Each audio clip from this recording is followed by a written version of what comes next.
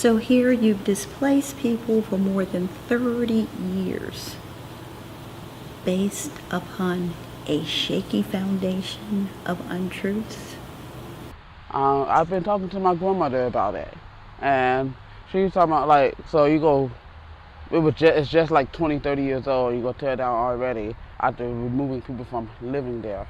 How's that going to help me? Community, my situation, my store. And when we say the community, we mean Black St. Pete, because this was Black St. Pete. Let's get it real, it was Black St. Pete.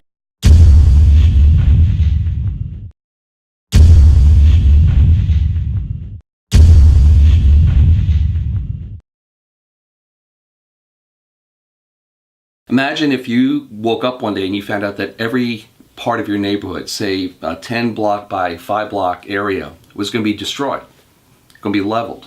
They're going to put something new there, a shopping mall, an airport, a baseball stadium, your childhood home, your parents grew up there, the church or the synagogue or the institutions of worship that you had, they're gone. They're going to be gone. You basically have the entire footprint of a former community, a former neighborhood that during the Jim Crow years of segregation was a vibrant area.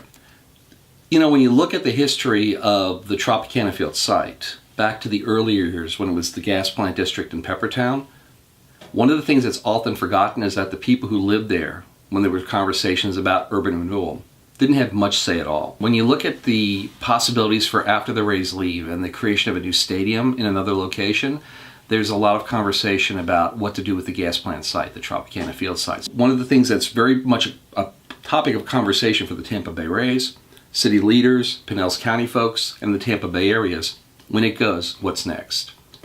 Tropicana Field in Midtown tends to leave a bad taste in the mouths of many of the residents of the local area. It was sold under the pretense of providing jobs and economic development for a community. It was recently written in a local paper that there is a 30-year debt that has come due to the African American community, and I can't agree more. I'm fearful to think what we might entertain. African Americans lost their homes and were never, ever able to recover as landowners. The money that was made available to them never afforded them the opportunity to ever again purchase a home or to become a landowner.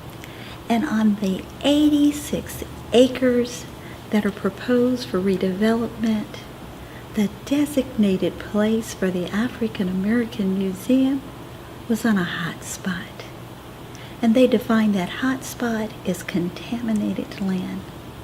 So there's not a very good feeling or sense that we'll again be treated fairly. I think back to the way in which the city has operated in the past with regards to ideas for the pier. There were countless opportunities for residents of the community to come forth and share their opinions about the pier. With regards to other projects within the city, where there were opportunities for folks time and time again to have input. But rarely do you find that to be the case.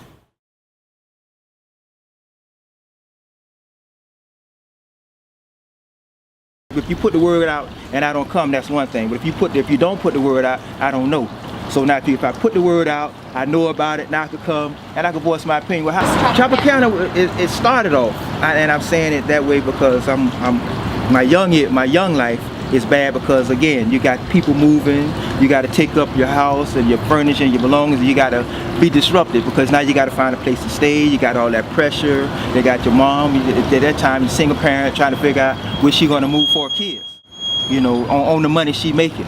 You know, and this is even an issue back in the 70s. So when I say there was a disruption and it was a bad thing, that's what I mean, because it was just, you know, here my mom stressing, trying to figure out where she gonna move to, and then here it is, you know, but the interstate coming through, and they were like, you know, you don't have a choice.